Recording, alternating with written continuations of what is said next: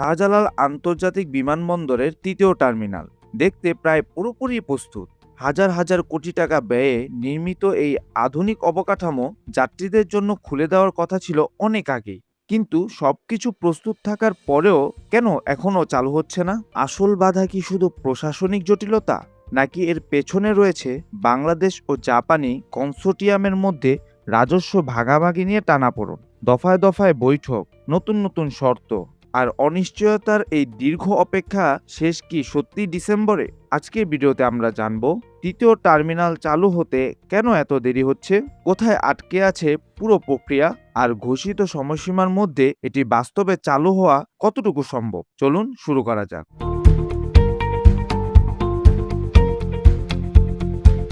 ভবনের নির্মাণ কাজ কার্যত শেষ পর্যায়ে, কিন্তু গত ১.৫ বছরের বেশি সময় ধরেও এটি চালু করা যায়নি। কারণ একটাই, পরিচালনা চুক্তি নিয়ে civil aviation authority of Bangladesh বেবিচক আর জাপানি কনসোর্টিয়ামের মধ্যে দ্বিমত। গত মে মাসে সরকার ঘোষণা দেয় ১৬ই ডিসেম্বর টার্মিনালটি উদ্বোধন করা হবে।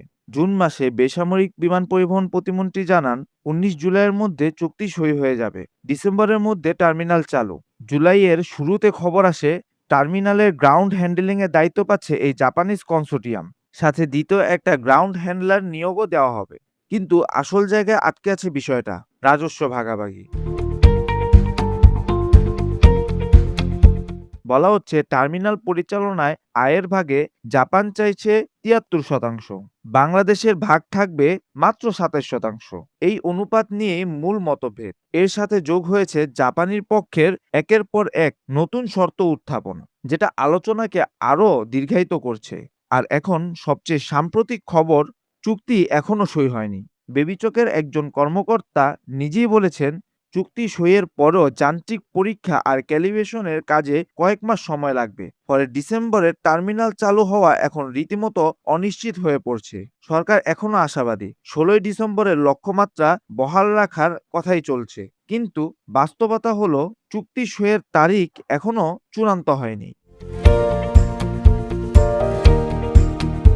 আপনার কি মনে হয় আগামী ১৬ই ডিসেম্বরের মধ্যেই কি শাহজালাল আন্তর্জাতিক বিমানবন্দরে তৃতীয় টার্মিনাল সত্যি চালু হবে? আপনার মতামত কমেন্ট করে জানাতে ভুলবেন না। চ্যানেলটি সাবস্ক্রাইব করুন এবং এমন নির্ভরযোগ্য বিশ্লেষণ পেতে আমাদের সাথেই থাকুন।